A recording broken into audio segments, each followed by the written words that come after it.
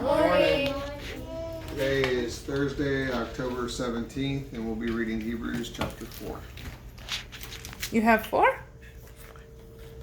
Very good. Mommy. What do you have? You have Noah? Yeah. All right. Good job, Catherine. Thumbs up? Mommy. Yeah. Yeah. All right. Your cheerful disposition. Oh, you have yours too. Oh, Mommy. high five. Mommy. Yes. Oh, fist bump. All right. You ready, Gabriel? Hot. Okay. All right.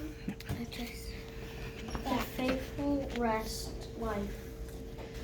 No God has offered to us the same promise of entering into his realm, of resting in confident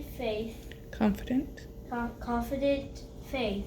So we must be extremely careful to ensure that we all embrace the fullness of that promise and not fail the experiment. No, to experience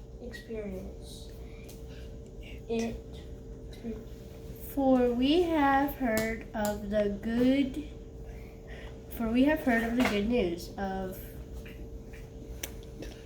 deliverance, just as they did. Yet they didn't join their faith with the word. Instead, what they heard didn't affect them deeply, for they doubted.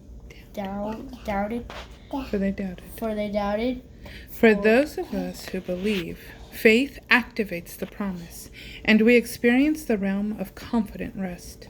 For he has said, I was grieved with them and made a solemn oath. They will never enter into the calming rest of my spirit.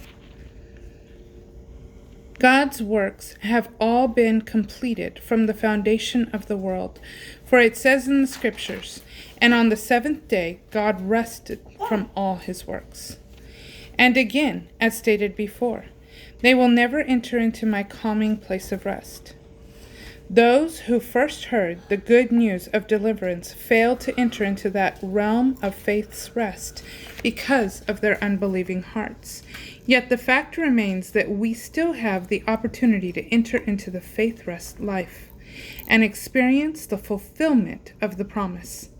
For God still has ordained a day for us to enter For God still has ordained a day for us to enter into, called today. For it was long afterwards that God repeated it in David's words. If only today you would listen to his voice and do not harden your hearts. Now, if this promise of rest was fulfilled when Joshua brought the people into the land, God wouldn't have spoken later of another rest yet to come. So we conclude that there is still a full and complete rest waiting for believers to experience, and we enter into God's faith rest life. As we enter into God's faith rest life, we cease from our own works, just as God celebrates his finished works and rests in them. So then we must give our all and be eager to experience this faith rest life, so that no one falls short by following the same pattern of doubt and unbelief.